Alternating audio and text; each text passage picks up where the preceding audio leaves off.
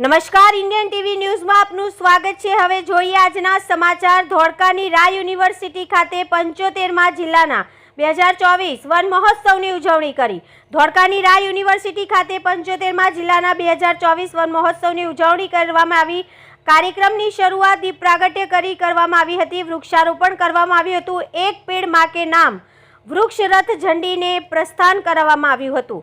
વધુ વૃક્ષો વાવવા, તેનું જતન કરવા અનુરોધ તેમજ વૃક્ષોની સંખ્યા તથા સતત વધારા બદલ સામાજિક વનીકરણ વિભાગને અભિનંદન પાઠવ્યા હતા કે જેમ પાણીના એક એક ટીપાથી સરોવર ભરાય છે તેમ એક એક વૃક્ષ વાવવાથી શહેર, રાજ્ય અને દેશ હરિયાળો બને છે। તેમણે વડાપ્રધાન શ્રી નરેન્દ્રભાઈ મોદી પ્રેરિત એક પેડ માં કે નામ અભિયાનને ઝીલી લઈ વધુમાં વધુ વૃક્ષો વાવવા અને તેનું જતન કરવા વિદ્યાર્થીઓને અનુરોધ કર્યો હતો।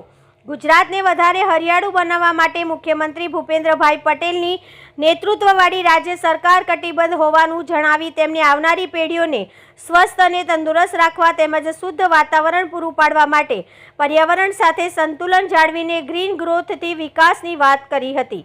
ઇન્ડિયન ટીવી ન્યૂઝ અમદાવાદ, જિલ્લા બ્યુરો ચીફ ગણેશ રાવત।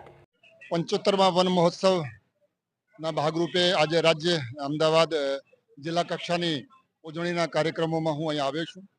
આપણા દેશના વડાપ્રધાન માનનીય મોદી સાહેબે એક પેડ માં કે નામ એને અભિયાન ચાલુ કર્યું છે કે દરેક વ્યક્તિ એક પેડનો વાવેતર પણ કરે અને જતન પણ કરે। જેવી રીતે આપણે માની સેવા કરીએ છીએ, માને પ્રેમ કરીએ છીએ, એવી રીતે એક પેડની પણ સેવા કરીએ, એમને પણ પ્રેમ કરીએ। ગુજરાતભરમાં માનનીય મુખ્યમંત્રીજીના નિર્દેશનમાં આવા વૃક્ષારોપણનો કાર્યક્રમો થાય છે। આપણા ચેનલના માધ્યમથી હું સમસ્ત ગુજરાતની જનતાને પણ આહ્વાન કરું છું કે ગુજરાત રાજ્ય સરકાર તો એ ક્ષેત્રમાં ખૂબ મોટું કામ કરે છે। દેશના પ્રધાનમંત્રી પણ વારંવાર સંદેશ આપે છે।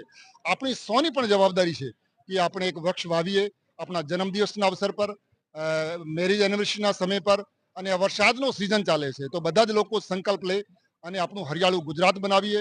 જેટલું આપણે વૃક્ષારોપણ કરીશું એટલું આપણું સ્વાસ્થ્ય મળશે। ગ્લોબલ વોર્મિંગ જે ચાલી રહી છે, વરસાદ નથી પડતું, ત્યાં ગરમી વધારે પડે છે, ટેમ્પરેચર 55 ડિગ્રી થઈ જાય છે, એ બધાનું સમાધાન એક જ છે કે આપણે વૃક્ષારોપણ કરીએ તો સમય પર વરસાદ થશે। ઋતુ જે પરિવર્તન અનિયંત્રિત થઈ ગયું છે એ નિયંત્રિત થશે। તો જીવનમાં વૃક્ષોનું ખૂબ મહત્વ છે। તો આપ સૌ લોકો વૃક્ષ વાવશો અને આપણું ગુજરાતને હરિયાળું બનાવીશું।